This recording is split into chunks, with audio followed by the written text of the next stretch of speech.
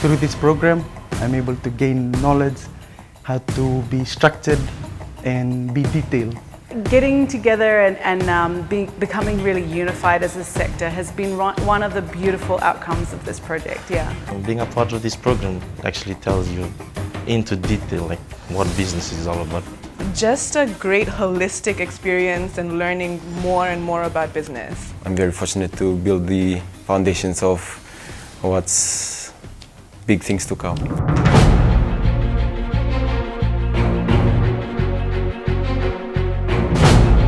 Basically, it is a COVID-19 recovery project, and it started off through the UN Social Economic Impact Assessment that was undertaken here in Fiji, and it was endorsed by the government.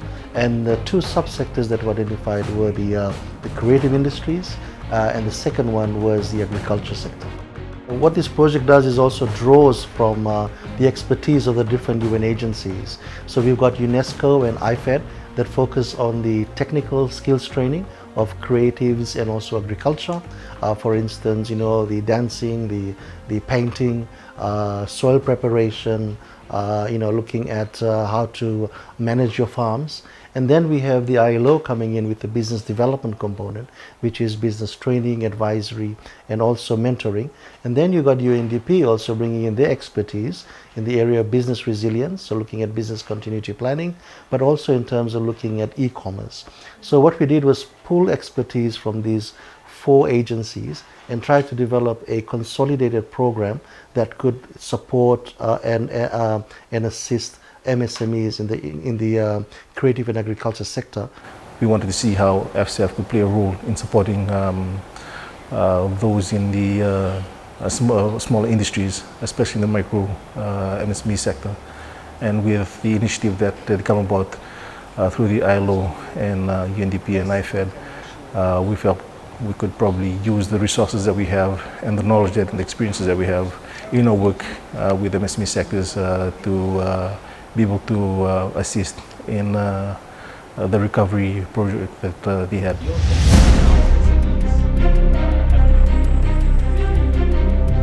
From the outside, just looking into businesses, you'll always think, businesses is just where you get money. It's just all about spending and receiving your income, expenses, income.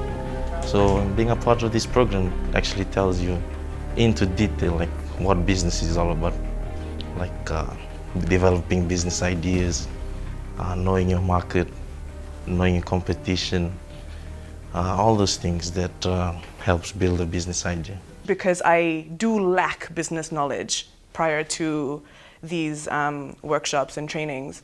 So it was a really good opportunity for me to come in, learn new things, meet new people, meet amazing mentors, and we've just created new friendships. Yeah, and I guess the business training has really helped me realize a few of the things that I have been, doing probably not in an efficient way or not to the sort of right standard that is required. And it's allowed me to connect with people that can show me how, hey, this is how you do this and this is not how you do it. Many creativepreneurs don't see themselves as business owners or don't see that whatever they have, the talents and the skills that they have are viable for an actual business. I would love to see creative business owners fully understand, that this is something that they can have a living on and be able to have access, to business development services like whatever we are offering in terms of training.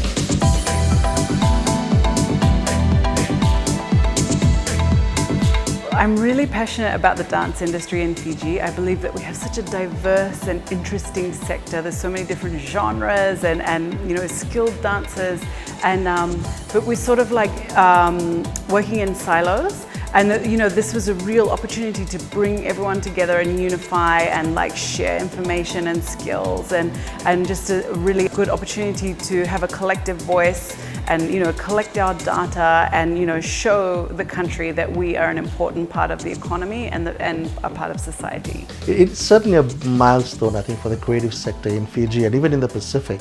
And this in fact is the third component of ILO's contribution to this project, and that is to organize the informal sector. At the moment, we call, they're referred to as those in the informal sector or those in the creative industries. They don't actually have an identity, they don't have a voice, they don't have a platform where they can go and discuss national policy issues and so forth.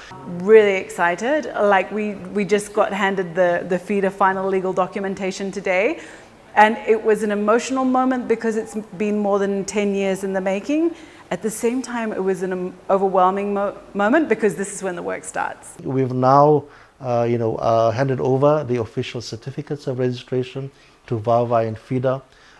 We've now helped them sign an MOU with the Fiji Commerce and Employers Federation.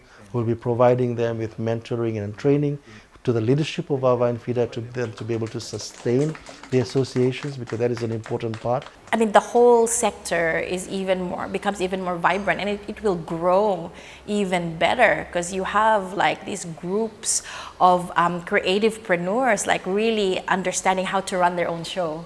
As our last output for this is to work with FCF to create a creative council under the Fiji Commerce and Employers Federation, so they can use that national platform also to advocate on business and employment issues with them.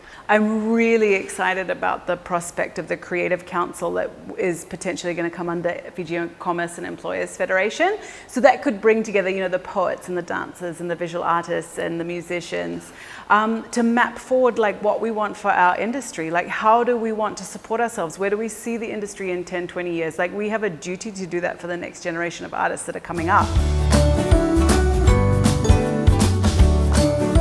Based on the project team or strategy, the beneficiaries, they were very cooperative despite the challenges that they were facing, and of course the political and the strategic support we got from our heads of agencies and the UN resident coordinator really helped us push this through.